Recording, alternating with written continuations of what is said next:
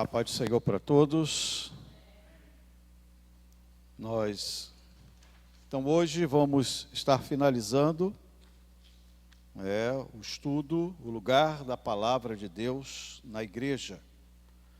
Nós, na quarta-feira passada, falamos sobre a igreja e a proposta já antecipada, dita na quarta-feira anterior, que seria exatamente isso. Falamos sobre a igreja, a importância da igreja, quem é a igreja, o que caracteriza a igreja, para que essa igreja foi estabelecida. E hoje nós vamos falar um pouquinho sobre a palavra de Deus como estrutura, como fundamento para esta igreja. Nós então, na semana passada, falamos sobre a igreja, o que é a igreja, a eclesia, aqueles tirados lá de fora, chamados do mundo, com um propósito. Ninguém chama alguém para a realização de alguma coisa sem uma finalidade e sem um propósito. Então nós vimos que Deus nos chama, nos resgata para um propósito e para uma finalidade. E a sua finalidade, nós vimos aqui também, que a principal dela é irmos, O evangelista Marcos vai mostrar exatamente isso, Ide por todo mundo e pregai o evangelho a toda criatura. Então essa igreja, essa agência do reino estabelecida na terra, ela é resgatada do mundo, composta pelo corpo de Cristo, para quê? Para que esta igreja possa ser o referencial nesta terra, com a missão de pregar o evangelho a toda a criatura. Falamos também, nesse contexto de igreja, a finalidade dessa igreja, de uma estrutura, através da palavra, de pregar a salvação e também de princípios que juntos nós teríamos para adorar o Deus que nós servimos. Falamos também sobre o aspecto de adoração, que ela não está presa ao templo, ao espaço físico, porque alguns termos do hebraico vão trazer essa ciência para o nosso coração, Rishahavá, uma reverência, um prostrar-se a ponto de beijar os pés, e abodá, que estava ligado intimamente com o serviço prestado no templo. Então isso mostra que o serviço em que nós prestamos é a evidência da nossa adoração. E aí nós ratificamos isso com Mateus capítulo 5, verso 16, que falava, ou que fala, sobre o exercício das nossas boas obras levarem os homens a glorificarem a Deus. Então, a nossa ação como nova criatura agora é uma forma de adorar a Deus. Quando eu estou lá no meu ambiente de trabalho e mostro agora a transformação que Cristo fez na minha vida, e que antigamente eu aceitava algum tipo de coisa ilícita e que agora não aceito mais, essa ação vai evidenciar a minha adoração também com a minha postura ao Deus que eu sirvo. Então a adoração, ela não se limita propriamente ao templo. Nos reunimos no templo como comunidade cristã para honrar o Deus que servimos, como gratidão por tudo aquilo que Ele nos fez. Mas também em qualquer lugar que pisarmos a planta dos nossos pés, as nossas ações precisam levar aqueles que estão nos observando, através das nossas atitudes, a exaltar e glorificar o Deus que nós servimos. Então, para que isso possa acontecer, a gente vai entender um pouquinho como é fundamentado essa estrutura da igreja. Já entendemos então que igreja somos nós, que Jesus, quando vier arrebatar a sua igreja, não vai levar banco, não vai levar cadeira, não vai levar instrumento, não vai levar caixa de som. Vai levar a sua igreja, ou seja, vai levar aqueles que são lavados e remidos pelo sangue de Jesus, que hoje são, como nós dissemos na aula passada, hoje são templos do Espírito Santo, casa de Deus. Então, vamos entender isso um pouquinho. Quem é o fundamento da igreja? Nós, semana passada, falamos alguma coisa, nós vamos entrar mais apropriadamente hoje. Gostaria de fazer um convite a você a abrir a sua Bíblia, o livro de Efésios, carta de Paulo aos irmãos que estavam em Éfeso, no capítulo 2, do verso 20 ao 22, a gente vai entender um pouquinho que estrutura é que realmente conduz, que estrutura é que baliza essa igreja que somos nós.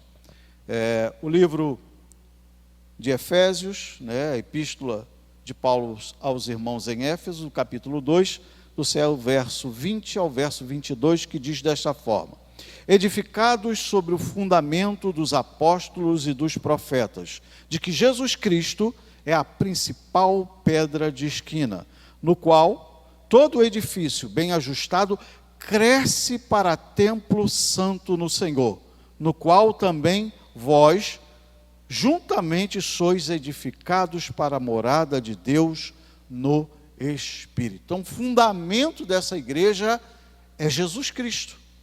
Não existe outro fundamento.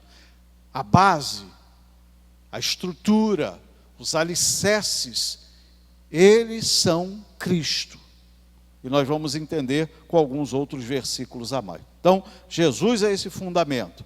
Vamos abrir também em 2 Timóteo, segunda epístola de Paulo ao pastor Timóteo, pastor também de Éfeso, só que aqui ele não está se dirigindo propriamente à igreja, mas ao pastor dessa igreja, neste momento, que é Timóteo. No seu capítulo, segunda epístola de Timóteo, no seu capítulo 2, no seu verso de número 19, que vai dizer dessa forma: segunda epístola de Paulo a Timóteo, capítulo de número 2, verso 19. Todavia, o fundamento de Deus fica firme, tendo este selo: o Senhor conhece os que são seus, e qualquer que profere o nome de Cristo, aparte-se da iniquidade. Então veja que o fundamento é Cristo, e como é que a gente sabe que está fundamentado neste fundamento que é Cristo, que é a base dessa igreja que hoje somos nós? É exatamente essa realidade do que está botando como selo. E quando a gente fala de selo, a gente tem que entender o significado do que Paulo está falando sobre o selo. Selo é um carimbo de autorização que traz sobre aquele carimbo de autorização uma propriedade. No tempo de Paulo, em Éfeso, que era uma cidade comercial, banhada pelo mar, o que acontecia muito naquela ocasião, para que Paulo traga esse termo para evidenciar que nós temos um selo, e que esse selo se evidencia em que aquele que é de Cristo se aparta da iniquidade, se aparta do mal. O que acontecia como comércio naquele momento? Quando um comerciante iria fazer uma compra, ele geralmente vai comprar madeiras, então ele examinava a madeira, gostava daquela madeira e separava aquela madeira para compra. O que ele fazia? Ele pagava a madeira, mas como ele não iria ou não teria o transporte adequado para levar aquela madeira no momento, ele pegava do seu selo. Os grandes comerciantes tinham um selo, que hoje a gente chama de carimbo, E ele fazia o que? Ele selava aquela madeira, colocava do seu brasão naquela madeira e dizia para o comerciante que lhe vendeu: o meu servo virá e vai buscar a madeira para mim. E aí, no momento em que o servo vinha para buscar essa madeira, ele vinha com um anel para provar que aquele selo que estava na madeira era o mesmo selo que ele possuía, para que ele tivesse autorização de levar a madeira para o seu senhor. É exatamente essa analogia que se faz do Espírito Santo em nós. Ele selou a nossa vida. Mas o dono ainda não veio buscar a madeira. Terá um momento que ele dará ordem, mas essa madeira só sobe que tiver o selo de comprovação de que foi ele que pagou o preço para comprar aquela madeira. Então, quando Paulo fala sobre isso, desse fundamento, ele está dizendo assim: nós fomos marcados para um determinado tempo, para que nesse determinado tempo o dono venha buscar aquilo que lhe pertence, que é seu. Então a característica desse que foi selado, que foi marcado por Cristo, é se apartar da iniquidade. Não é isso que diz o apóstolo João? Ele vai dizer que todo aquilo que é nascido de Deus, ele não tem prazer em pecar, em transgredir. Então fala exatamente desse alicerce, dessa marca, dessa estrutura que vai fazer com que esta igreja possa permanecer no seu fundamento diante de todos os reveses que possamos passar. Pois bem, então Cristo é a rocha, é a base, é o alicerce, é a pedra de esquina. É aquele que nos marcou e nos selou para, num determinado momento, buscar aquilo que ele pagou o preço pela vida de cada um de nós. Então, quando ele começa então o seu ministério, Cristo, ele vai mostrar a estrutura dessa igreja também. Ele vai revelar como é que essa igreja, da verdade, precisa ser estruturada. Quando nós abrimos no Novo Testamento, no livro de Lucas, no capítulo 6, e eu queria que você que estivesse com o poder de uma Bíblia nas mãos, abrisse também, Evangelho segundo escreveu Lucas, no seu capítulo de número 6, do verso 47 ao verso de número 49. Lucas, no capítulo 6, do verso 47 ao 49.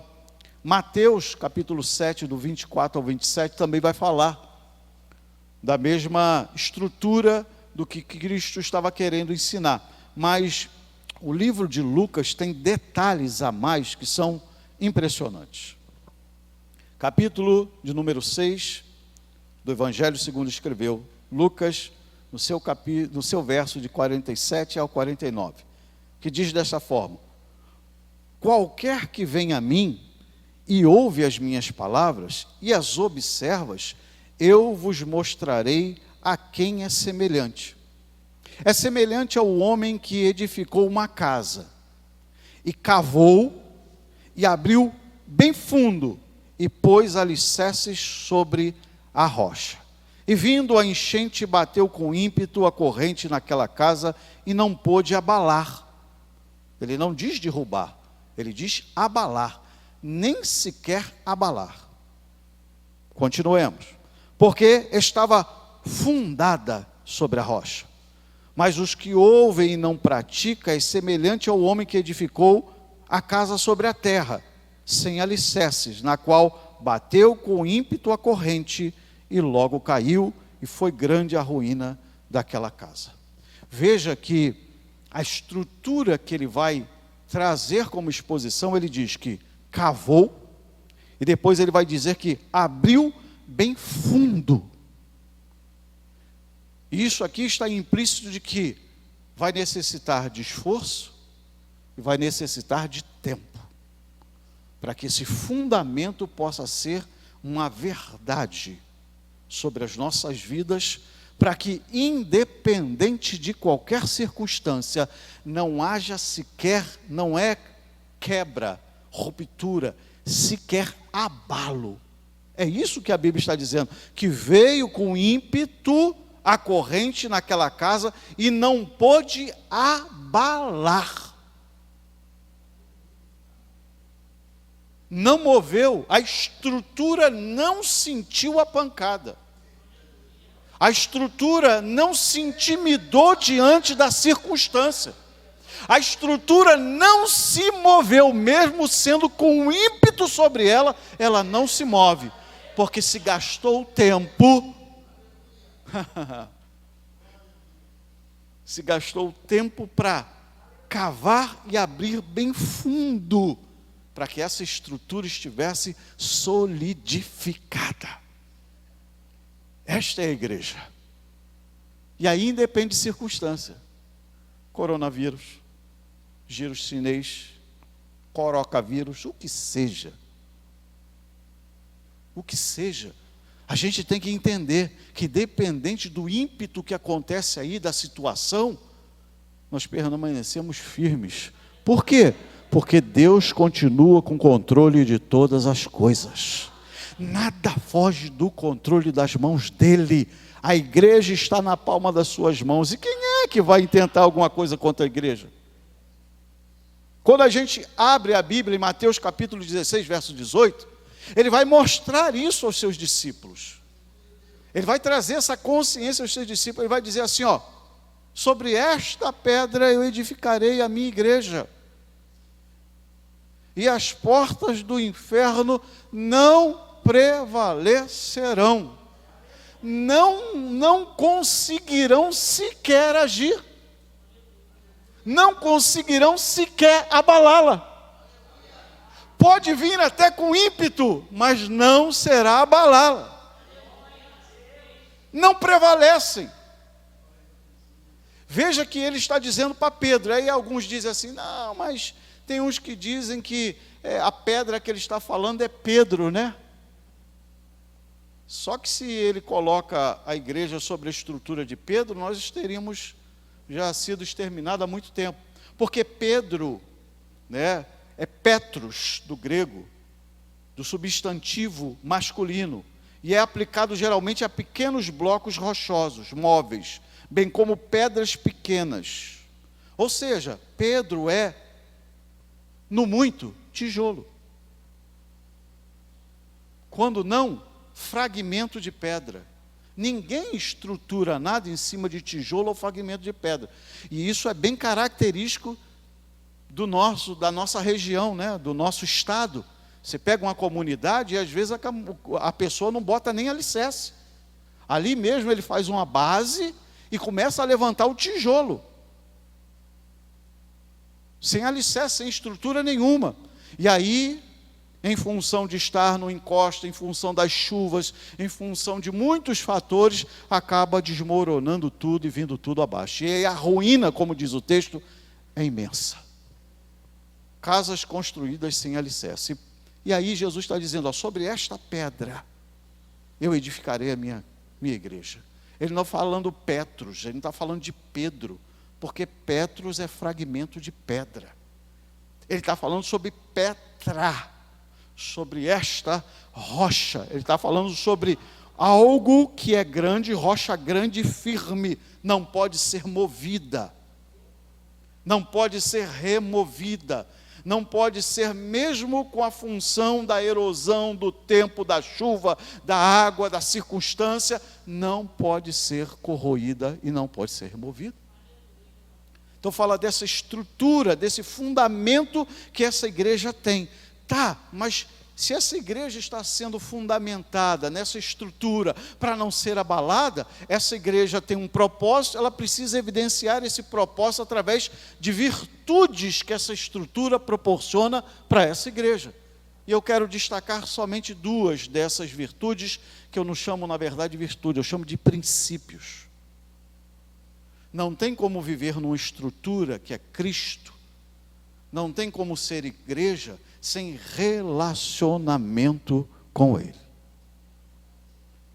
E a base de todo relacionamento com Deus é uma só: santidade. Não existe base de relacionamento com Deus fora de santidade. Quando a gente pega o Antigo Testamento, quando Deus decide estabelecer o tabernáculo, porque há um desejo de Deus de habitar no meio do seu povo. Há um desejo de Deus de se relacionar com o seu povo. Ele então estabelece princípios para que isso possa acontecer. Primeiro, com os sacerdotes. O sacerdote tem que ser santo, aquilo que ele realiza tem que ser santo, aonde ele coloca tem que ser santo. Então, as três prerrogativas para a nossa adoração. Quem ministra tem que ser santidade, o que oferece tem que ser santidade, e aonde oferece tem que ser santo também. Senão não é recebido. Aí eu posso até estar bem, mas aqui dentro, onde eu vou oferecer, não está. Não tem como ele receber. O sacerdote tinha que estar santo, o que ele oferecia tinha que ser santo, e aonde ele colocava tinha que ser santo. As 3 prerrogativas para que o relacionamento com Deus pudesse permanecer. Não era isso que se fazia? O israelita que errava, ele trazia, segundo o seu erro, aquele animal, uma rolinha, um carneiro, e o que fosse. Apresentava na porta da tenda, colocava as suas mãos sobre o animal e confessava os seus erros. O sacerdote entrava e apresentava aquilo como um sacrifício a Deus para cobrir o pecado daquele e ele ser de novo restaurado ao arraiar para ter relacionamento com Deus. Não existe relacionamento com Deus fora desse princípio, santidade. Quando eu abro Levítico, e Levítico estrutura todo esse padrão de relacionamento que o sacerdote, que a oferta, que o altar e que aquele que apresenta a oferta deve ter, ele vai dizer o seguinte: sede santos, porque eu sou santo. Por isso que o que é apresentado a Deus tem que ser sem defeito, sem mancha. Não podia ser coxo, não podia ser cego, tinha que ser perfeito, tinha que ser puro. Não há relacionamento com Deus fora do princípio santidade. Quando eu abro 1 Pedro, capítulo 1, verso 15, Pedro apenas vai ratificar essa realidade. Ele vai dizer a mesma coisa: sede santos, porque o Senhor é santo. Em Tessalonicenses, Paulo escrevendo aos irmãos em Tessalônica, ele vai ratificar de novo essa realidade de vida que precisa ser vivida com Deus. Capítulo de número 4, verso 3, a parte A, ele vai dizer: esta é a vontade de Deus, a vossa santificação, ou a vossa santidade. Mostrando o exercício do padrão desse relacionamento com Deus. Não existe relacionamento com Deus sem santidade. E nós estamos vivendo um momento meio crítico no tempo que estamos passando. Não de pandemia, mas de comportamento e postura de alguns arraiais, onde já não se vê mais algumas coisas acontecerem que são para os dias de hoje em função da falta desse relacionamento, da falta de princípio a ser vivido com Deus, para que Deus possa realmente estar no ambiente e operar. Deus não precisa de mim para realizar milagre. Deus não precisa de mim para libertar alguém. Deus só precisa de uma coisa: um ambiente onde haja santidade. Porque se alguma coisa ferir essa santidade, como é que ele pode operar? Ou como é que ele pode habitar ali? Não tem como. Tanto que o sacerdote tinha uma prerrogativa. Tinha uma cordinha amarrada no seu pezinho, né? Porque se ele entrasse no lugar que ele ia entrar, mas entrasse de forma incorreta, só se ouvia aquele negócio, blum, e aí só puxava com a cordinha e trazia o homem de volta e bota outro no lugar, porque ele entrou sem atender às prerrogativas de relacionamento com Deus. Santidade exige preparo, santidade exige esforço, santidade exige tempo com Deus, santidade exige renúncia, santidade exige posicionamento. Na banda Cia, Núria, Cânia, Cóbia, Núbia, para que Deus possa operar. Nós somos uma geração que pede, faz chover, mas cadê a chuva? Israel está reclamando, 3 anos e meio sem chuva, né? E dependia da terra, porque se a terra não produzisse, eles não tinham como se alimentar. Acabe fica desesperado, manda correr a terra todinha atrás de Elias, porque Elias traz aquela palavra: sobre a minha palavra não choverá 3 anos e meio, para que se saiba quem é Deus. Mas quando aquele homem de Deus, que tinha relacionamento com Deus, que tinha intimidade e relacionamento à base da santidade, diz assim: Se eu sou, e se o Senhor está me ouvindo, recebe aí isso que eu estou oferecendo. E aí diz que ele ainda estava orando e o fogo do céu desce, consome todo o rego cheio de água e o holocausto que estava em cima. Ah, irmão, se a gente entender que a gente precisa gastar tempo para que Deus faça a diferença através da nossa vida, onde a gente está. Deus quer fazer diferença na escola, no trabalho, na igreja, na vizinhança, mas eu preciso ter relacionamento, e esse relacionamento, a base é santidade. Não é isso que diz Hebreus? Hebreus diz: seguir a paz com todos e a santificação, sem a qual ninguém verá a Deus. Precisamos atrair Deus para as nossas reuniões. As nossas reuniões não podem ser simplesmente algo programado pela gente. Fulano vai cantar esse hino, fulano vai fazer isso, fulano vai fazer aquilo. A gente tem que deixar e permitir Deus vir para ele e dizer assim: o culto vai ser desse jeito, e conduzir a coisa e realizar o querer dele. Quantas e quantas vezes no passado eu participei de cultos e todo mundo, não, vamos fazer isso, vamos fazer aquilo, vamos fazer, daqui a pouco, na hora H, acabou, não vou fazer nada daquilo, porque Deus conduzia de uma maneira. Por quê? Porque ele sentia prazer de estar naquele ambiente. Havia um prazer daqueles que estavam ali de permitir Deus agir naquele ambiente e operar segundo a vontade dele. Relacionamento com Deus.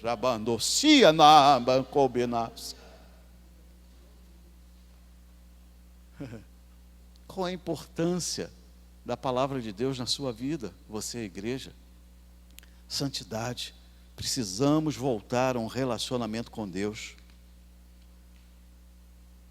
Às vezes a gente pega a palavra para ler só quando vai trazer uma palavra, porque recebeu a incumbência de um ministro de trazer uma palavra como saudação.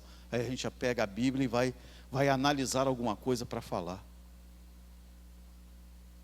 Ou porque a gente tem essa incumbência, a gente vai orar um pouquinho para que Deus possa ter a graça de nos usar como instrumento. Não é esse tipo de relacionamento que Deus quer. Deus sente desejo que a gente guarde tempo para relacionar-se com Ele. Veja que o texto ia dizer, né? Ele cavou e abriu bem fundo. Tempo e esforço. Tempo e esforço. Para que isso possa ser estruturado na gente. Mas deixa eu falar sobre outro princípio. Outro princípio que norteia a igreja, que a palavra de Deus estrutura essa igreja para essa igreja viver, é a verdade. Porque é incoerente, né? Quem é santo não ser verdadeiro, ou quem é verdadeiro não viver em santidade, é meio incoerente. Então quem trilha o caminho do princípio da santidade, é inevitável que ele viva em verdade, em que as suas ações, as suas atitudes, as suas palavras sejam marcadas por um princípio de verdade. Quando eu abro a Bíblia, em João, Evangelho de João, capítulo 17, verso 17, essa realidade vai ser vivida. Jesus está orando na sua oração em favor dos seus discípulos. Pai, santifica-os na verdade. A tua palavra é a verdade. Então esta palavra, ela é quem gera em nós essa verdade. Ela é que vai gerar em nós essa santidade através do relacionamento. É esta palavra que será a base, a estrutura, o amparo, o escudo, a força, o renovo para as nossas vidas em qualquer circunstância. Veja que o texto vai ser repetido dizendo: veio com ímpeto, mas não importa o ímpeto. Não é isso que o salmista diz? Será como uma árvore plantada junto ao ribeiro, que na estação certa dará os seus frutos. Ou seja, aquele que espera alguma coisa da árvore nunca vai ser frustrado, porque ele sabe que naquele tempo apropriado tem fruto para ele poder comer. É assim que o mundo precisa olhar para a gente. Olhando como, ali tem resposta, ali tem fruto, ali tem. Por quê? Porque nós somos capazes? Não, porque Deus nos capacita através da palavra para sermos instrumento para isso. Santifica-os na verdade, a tua palavra é a verdade. Vamos abrir também João, o Evangelho também João, no capítulo 8, para a gente ver o que essa palavra também realiza na gente. Então, princípios que essa palavra vai gerar para essa estrutura de fundamento em nós que somos a igreja. E aí a gente pergunta, Jesus era santo? Sim. Então não existe outra estrutura para a igreja a não ser santidade. Porque a estrutura, a base não é ele, então as virtudes e princípios que nele existem serão as virtudes e princípios que vai fundamentar essa igreja. Jesus falava a verdade, ele era a própria verdade. Eu sou o caminho e a vida. Ninguém vai ao Pai senão por mim. Então veja que essa realidade ele vai mostrar em todo o exercício do seu ministério, para provar que ele, como fundamento desta igreja, vai evidenciar nessa igreja as mesmas virtudes e os mesmos princípios que nele existiam. João, o Evangelho segundo escreveu João, no seu capítulo 8, é um texto bastante conhecido, verso de número 31 e verso de número 32. Que diz desta forma: Jesus dizia, pois, aos judeus que criam nele: se vos permanecerdes na minha palavra, verdadeiramente sereis meus discípulos, e conhecereis a verdade, e a verdade vos libertará. Então, além de santificar, essa verdade tem o poder também de libertar, de transformar. Porque não era isso? Em cada encontro que Jesus fazia com qualquer um ao longo da sua trajetória, todo aquele que teve o encontro com Jesus foi transformado, foi liberto. Não há quem tenha um encontro com Cristo que permaneça da mesma forma. Ele pode estar daquela maneira até o momento que ele não teve encontro com Cristo. A partir do momento que ele tem um encontro com Cristo, e todos eles que tiveram ao longo da trajetória do ministério de Jesus, o encontro com Jesus, o cego voltou a ver, o coxo voltou a andar, o morto ressuscitou. Então, há libertação.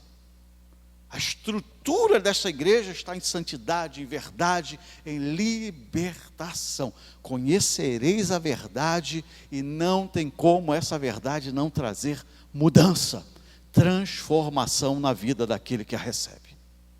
Basta dizer que o profeta vai dizer que esta palavra não volta vazia, mas faz aquilo que lhe foi destinado e faz aquilo que apraz.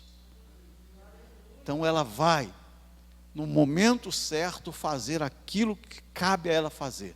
Quebrar a dureza do coração, transformar, libertar, salvar e realizar o que ela foi designada a realizar. Mas quem é que vai fazer isso? E nós vimos semana passada. Como é que ouvirão se não há quem pregue? Então veja que o papel, tanto de Jesus com essa igreja, está intrinsecamente ligado. Ele, como é a estrutura que vai gerar nessa igreja todos esses princípios, e aí vamos falar de Jesus quando ele fala no mesmo capítulo de João, simbolizando a vida dele como a videira verdadeira. Que todo aquele que está ligado nele produz. É impossível alguém estar em Cristo e não produzir fruto. É impossível alguém estar ligado em Cristo e não buscar santidade. É impossível alguém estar ligado a Cristo e não sofrer libertação. É impossível alguém estar ligado a Cristo e não ser transformado. É impossível alguém estar ligado em Cristo e não virar nova criatura.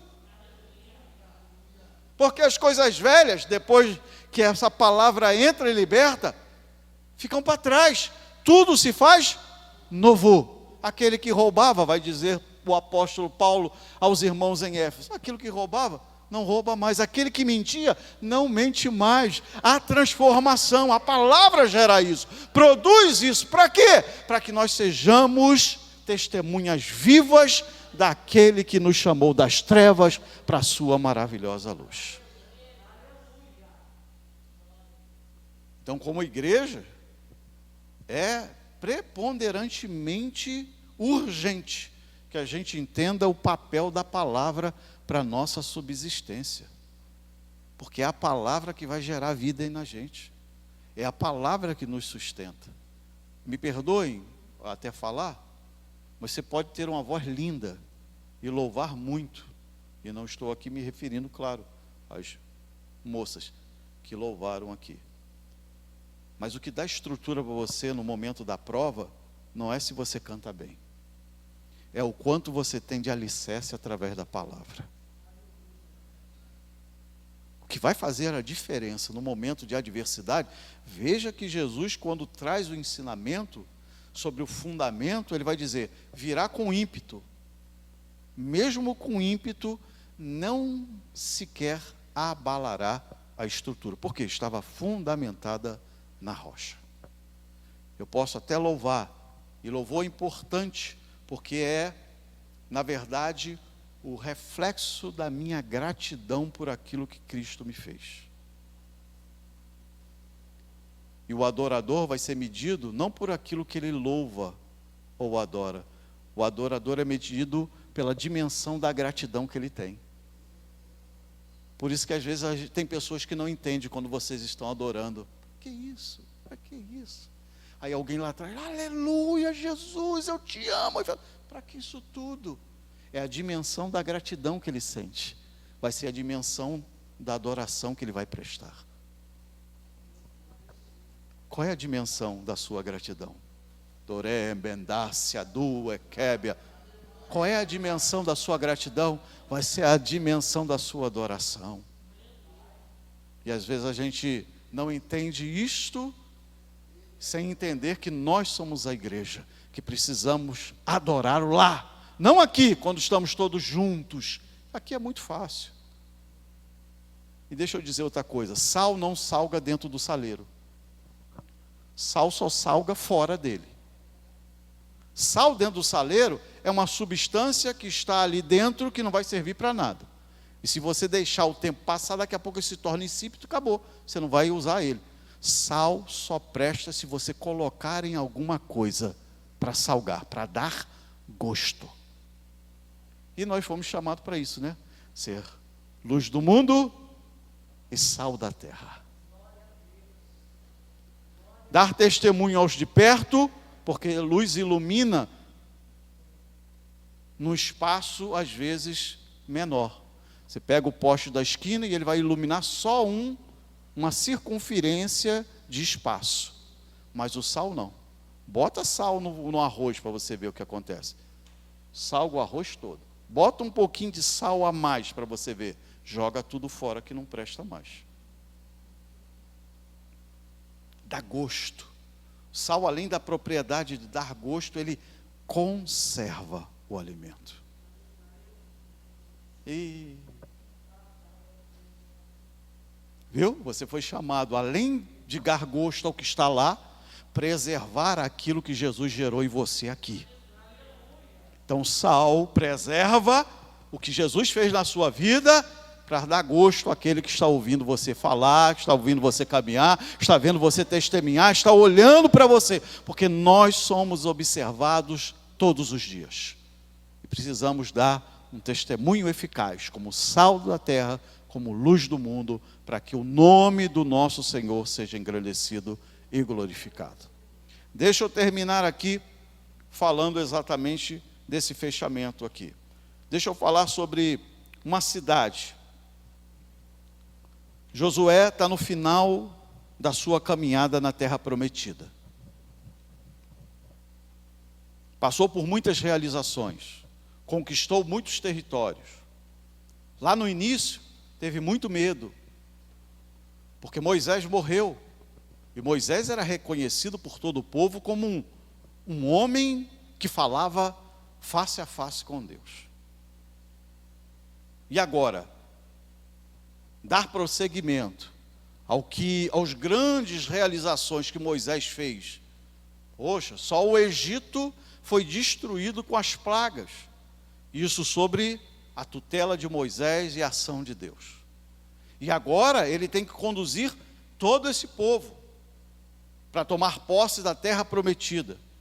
E aí Deus então chama Josué, fala com ele, encoraja, e ele vai adiante. E a primeira coisa que Deus faz para poder trazer a atenção do povo e mostrar que Deus é com Josué, tem o primeiro desafio. Ele tem que atravessar o Jordão. E o Jordão está no período de cheia, está transbordando, para dificultar o negócio. Mas Deus diz, a partir de hoje eu vou começar a te engrandecer aos olhos do povo. E Deus então dá ordem, manda ir adiante os sacerdotes, com a arca sobre os ombros, e quando os sacerdotes começam a pisar na beira do Jordão, diz o texto, as águas se avolumam lá uma distância e ficam paradas, e o povo passa a pé enxuto. Deixa eu falar um negócio para você. A gente tem uma mania que eu não gosto muito. Está acontecendo um movimento no arraial, aí a gente fala assim, opa, vamos trazer o movimento para o nosso arraial, porque vai acontecer a mesma coisa. Deus usa cada um da sua maneira. A gente não precisa ficar imitando ninguém para ver a manifestação da glória de Deus.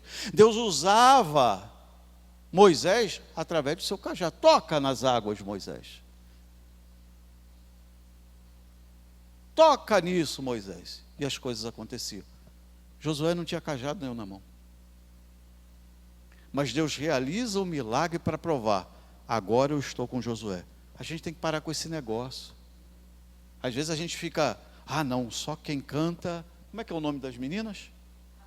Rafaela e Roseli, filhas do Ronaldo, não é isso? Eu já estava assim, falei, parece. Enfim. Não, tem que ser elas cantando. Não desprezei você não, seu nome, senão vai dizer, ele não falou o meu nome. O Jefferson também, gente. Só eles louvando aqui, a glória vai descer.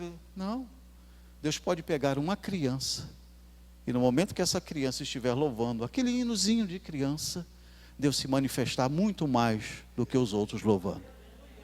Porque Deus usa cada um da maneira que Ele quer, gente. A gente tem que parar com esse negócio, não tem que ser desse jeito, é desta forma. Com Deus não tem isso, Deus usa quem Ele quer, como Ele quer, a hora que Ele quer.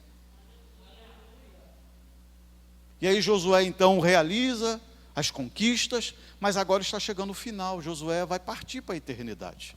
E ele reúne todo mundo em Siquém. E aí vocês que conhecem um pouquinho da Bíblia, vai entender que Siquém não era o lugar onde estava o tabernáculo. Siló era o lugar onde estava o tabernáculo. E para o povo, Siló era o lugar da manifestação da glória de Deus. Onde Deus manifestava a sua glória. Ali a presença de Deus se manifestava. Por que Josué então não leva todo mundo para Siló, onde a manifestação da glória de Deus é notória? Onde ali realmente vê Deus descendo sobre o propiciatório, sobre o tabernáculo, a coluna de nuvem, o fogo descendo, e Deus então se faz presente no meio do povo. Josué então chama todo mundo para Siquém. Por quê? Porque Josué quer trazer à memória do povo todos os grandes feitos de Deus, para que o povo a partir de então não se desvie da presença dele. Veja que o relato de Josué alguns servem isso, alguns servem aquilo, alguns dizem que estão servindo tal, eu e a minha casa serviremos ao Senhor. Então ele chama todo mundo, porque Siquém era uma região marcada por grandes acontecimentos para Israel. Quando eu abro a Bíblia, no capítulo 12 de Gênesis, versículo 7, lá está Abraão. E Abraão levanta um altar a Deus, porque Deus fala com ele, vai determinar o progresso do desenvolvimento do que Deus tem na vida de Abraão, e Abraão então ergue um altar, e aquele lugar é marcado como um lugar de encontro. O interessante é que, aonde ele estabelece o altar, está entre Betel e entre Ai. Abraão tinha opção. Betel, casa de Deus. Ai, a ruína. Nós sempre teremos a oportunidade de Deus para escolher se queremos realmente entregar a vida ou não. Ele então ergue o altar em Betel e se estabelece um encontro marcado. E aí fica caracterizado: Siquém é lugar de encontro com Deus. Jacó, nas suas peregrinações, está voltando. Capítulo 35, verso 2 e verso 4. Jacó então diz assim: espera aí, vamos fazer uma coisa. Todos os pendentes, todos os deuses, todos os terafins que vocês carregaram desde lá de onde vocês vieram, vamos deixar tudo aqui. A partir daqui em diante, nós não vamos levar nada que possa prejudicar a nossa relação com Deus. E ficou marcado como um lugar de renúncia, como um lugar de libertação. Aonde era esse fato? Em Siquém. Siquém é lugar de encontro com Deus. Siquém é lugar de renúncia. Siquém é lugar de libertação. E a gente prossegue. Moisés, Deuteronômio capítulo 27, verso 9, verso 12, verso 13. Moisés vai estabelecer princípios para que quando esse povo tome posse da terra prometida, entenda que esses princípios têm que ser vividos para relacionamento com Deus. Então ele vai para de fronte do monte Ebal e do monte Gerezim. E ali impetra a bênção no Gerezim e a maldição no Ebal. Aonde foi isso? Entre Ebal e Gerezim está Siquém. Siquém, além de ser lugar de encontro com Deus, além de ser lugar de renúncia, além de ser lugar de libertação, também Siquém é lugar de instrução, porque ele ali sai, lê toda a lei novamente, porque toda essa geração havia atravessado o deserto, e aquela geração antiga havia morrido, para que essa geração nova pudesse tomar posse da bênção. Então Siquém era lugar de instrução também. E para a gente encerrar, José ainda está no Egito, ainda é o segundo homem, mandando tudo, quase mandando em Faraó. E aí José deu uma palavra para os seus irmãos: olha, eu sei que eu vou morrer, mas eu não quero que se enterre os meus ossos aqui. Eu quero que enterre os meus ossos lá, aonde vocês vão tomar posse. Que homem tremendo. Um homem íntegro, um homem firme, um homem temente a Deus e um homem de visão. Deus vai dar a terra e eu não quero que bote os meus ossos aqui, eu quero que bote lá. Um homem que tinha convicção daquilo que Deus tinha na vida dele. E aí quando eu abro o mesmo livro de Josué, no seu capítulo 24, verso 32, eu vou estar na cidade de Siquém. E o que acontece na cidade de Siquém? Lá se enterra os ossos de José. Siquém também é lugar, sabe de quê? De testemunho, de exemplo. Siquém é lugar de encontro com Deus. Siquém é lugar de renúncia e libertação. Siquém é lugar de instrução. Siquém é lugar de testemunho e de exemplo. Aonde é Siquém, irmãos? Se Siló, onde está o templo, Siquém, onde é? Deixa eu trazer para os nossos dias, para me encerrar, para te abençoar. Siquém é a nossa casa. Siló é a nossa igreja.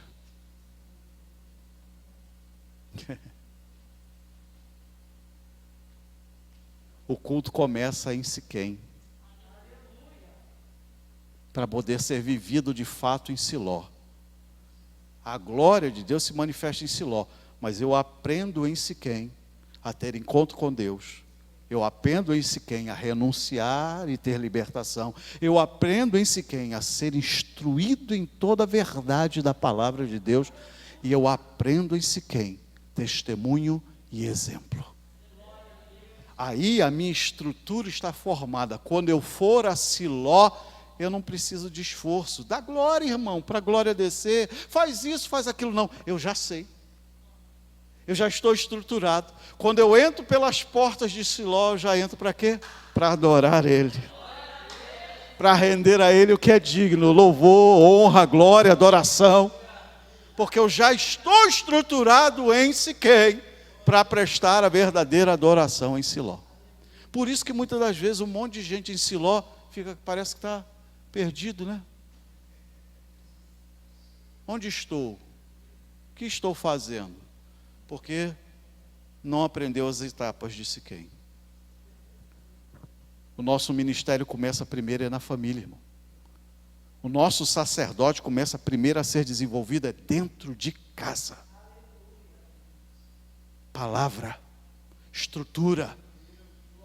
Não é isso que o sábio vai dizer?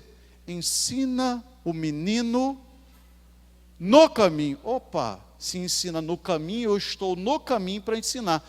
Exemplo, testemunho.